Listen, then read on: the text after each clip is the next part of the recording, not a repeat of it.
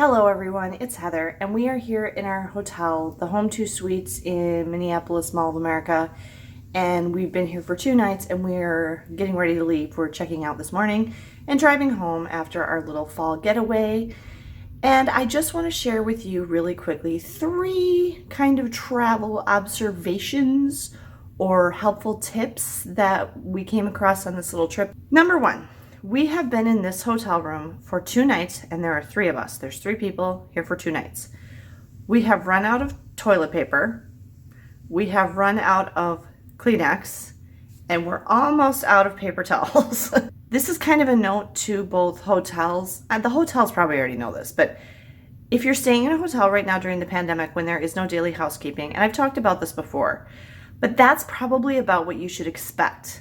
They're only going to give you the bare minimum of products that you need for like your initial couple of days.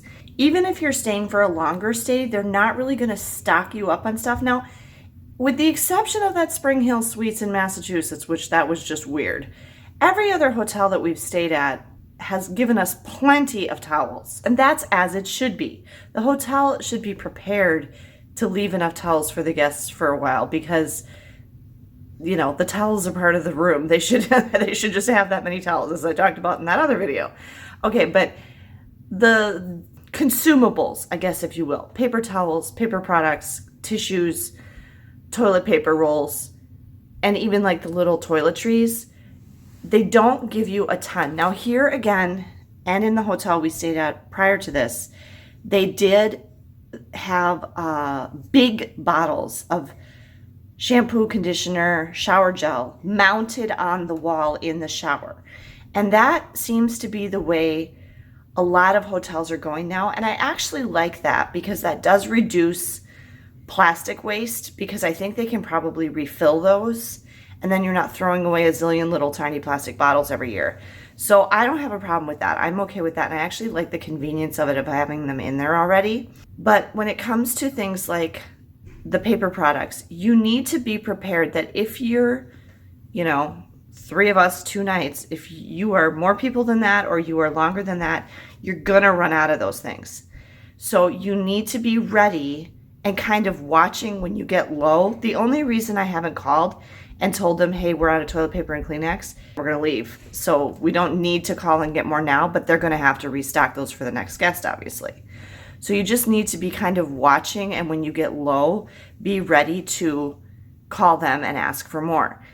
And then I just want to point out to you that there's 2 possible scenarios because of staffing issues in hotels right now. If they can, they're very good about running it up to you. If you call down and you say, hey, we need more toilet paper, they're like, okay, they'll either be like, I'll be right there. We ran out of Kleenex at the hotel prior to this. The guy was up in like 10 seconds and handed it to me.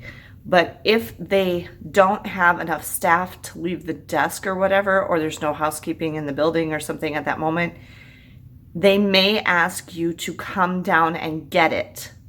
So if you're like out of something and you need it immediately, that's why I'm saying kind of be prepared ahead of time, because you might need to actually be able to go get it yourself. So what I'm saying is you don't want to like have this happen when you're like in your pajamas and about to go to sleep or something, you know what I mean? So just be watching that and be aware of that. Okay, second thing. Do you hear that? You probably don't. What are we assuming? It's a child? Probably. It's not a 4-legged friend, let's put it that way. It's a 2-legged person or something. I think it's a small child. Maybe like 3-4 years old. I'm just guessing. We don't hear the child. All we hear is the running. Okay? It's a lot. It's a ghost. They have been running the whole length of this room for 3 days. Okay? They do it in the morning, like they're doing it right now. That's what woke me up this morning and yesterday. And last night, it was pretty late. Wasn't it? Yeah. Whatever little person is up there running around didn't get much sleep, okay, because they were running pretty late.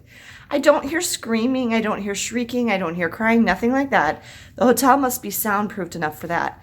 But like I was joking yesterday, I think there's a herd of buffalo running around up there. It's literally all you're hearing is running back and forth and back and forth and back and forth for hours on end. I don't know what the parents are doing. I have no idea. You might have heard that. There's some definite louder thumps. Okay, when we stayed here last time, maybe we were on the 4th floor. I don't know. It's 4 floors high, or it was just quieter. There were less people here. I don't think it was a weekend. I don't know.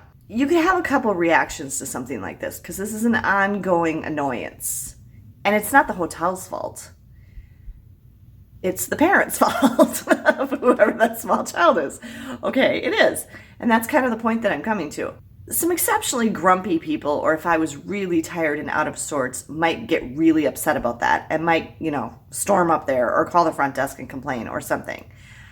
It's annoying to me, and it did definitely affect our sleep on both ends. But it wasn't annoying enough to me, and I knew it would stop to do anything about it. Although what I was tempted to do was to go up there and say, hey, did you know there's this really cool playground like about 2 miles away? Because there is, because I've taken my kids there. When we stayed at the Homewood Suites, like across the street here, when we came up and stayed here for a week when the kids were going to zoo camp one summer. There's this really awesome, great playground not that far from here that you can take your kiddo and you can let them burn off all the energy they want. I want to help people that way. I don't want them to be in this situation. But sometimes I think, okay, here's the lesson from this.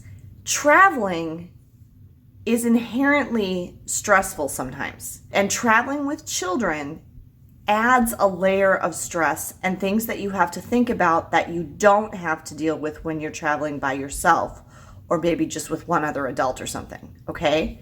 I completely understand that.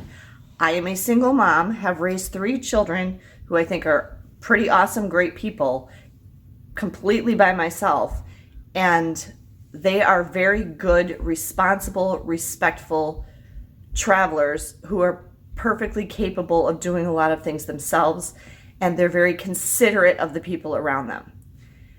That needs to be your goal as a parent in general. Your job as a parent is to raise good people that are going to be able to live an independent life without your direction. But as a parent, when you're traveling with kids, you also have a responsibility to other travelers and people around you in the places that you go. I mean, I'm a little afraid, especially in America, we've just gotten away from this in general. But you need to teach your kids to be respectful. And that's what's happening there. They're not teaching that child. We're in a hotel and there's people below us, or there could be people below us, and there's people next door, and we can't be running and stomping like that because that's going to bother them.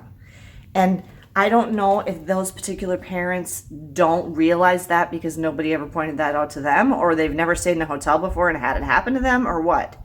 But that's the kind of thing that you need to be making sure that you're teaching your children when you're traveling with them, that they're being respectful of other people, that they're following the rules, and that they know what to expect. And I've talked about this in videos before. That's one of the best things you can do is prepare your kids ahead of time and, explain to them what's going to happen, where you're going to go, what's it going to be like, what do you need to be aware of, all that. And that's something I take very seriously as a mom traveling with my kids, and that I think is a really important part of the travel experience when you're traveling as a family. So that's something I really try to strive with on my channel, is to try to help you and to help parents as much as possible so that you can have the best, most stress-free travel experience with your kids as possible. And one of the best ways that you can do that is to teach them these things, how to be respectful travelers, how to be, how to follow the rules, how to pay attention, how to be courteous to other people, because you're going to have a lot fewer problems in general if they already know that stuff ahead of time, and you're not going to be making the people around you upset. Okay, and then one last thing I wanted to mention that the kids and I were talking about last night that we've noticed on this trip.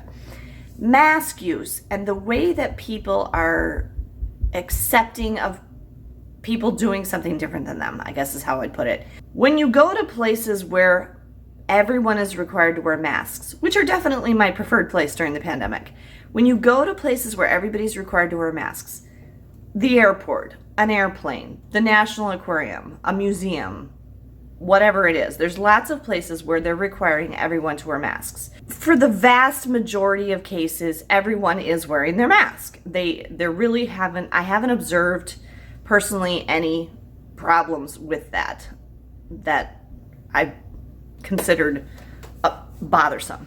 Everywhere else where masks are not required of everyone, although as I've talked about, especially in indoor places, everyone should be wearing a mask, but where they're not, like a business or a legal body isn't requiring it, people who wear masks like us are definitely in the minority. However, we are definitely not the only people who are wearing masks.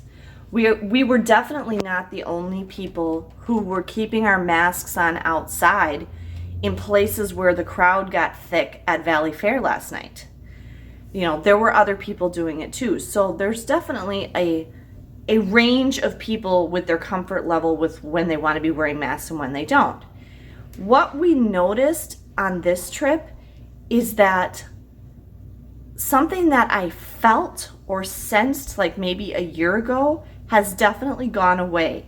And that is, it used to be more a while back that when you were wearing a mask and you were in the minority, that there would be some people that would look at you like you're a freak. Like, why are you wearing a mask? You're weird. You know, and you would definitely get this sense like people were like, what the heck? And they thought you were strange, even though you were probably the smart one. Okay, but that seems to have completely disappeared. The more we've traveled and the longer time has passed in the pandemic, I don't really sense that at all anymore. It's just kind of like people have just naturally accepted now. Some people are wearing masks and some people aren't, and that's all good, you know? And I mean, maybe I'm lucky. Maybe there's some scenarios where it's not like that, but for the most part, that's what we're experiencing now, and I'm cool with that. You know, I mean, I obviously would like it if everybody was wearing masks more in certain places, but, you know, I recognize that I don't have control over that, and, you know, we feel safer wearing ours, and we also want to be considerate of other people by wearing ours, and so we do, and so do a lot of other people, and that seems to be kind of the compromise or whatever that the world has settled on, I guess, in the places where it's not required. Is that kind of what you've observed too? Do you know what I'm talking about with this? I'm just kind of curious about this. It's just kind of something that we noticed. So that's all I wanted to share with you today. I hope these little tips were helpful to you. Give me a thumbs up if you appreciated this video. Have a great day, everyone, and safe travels.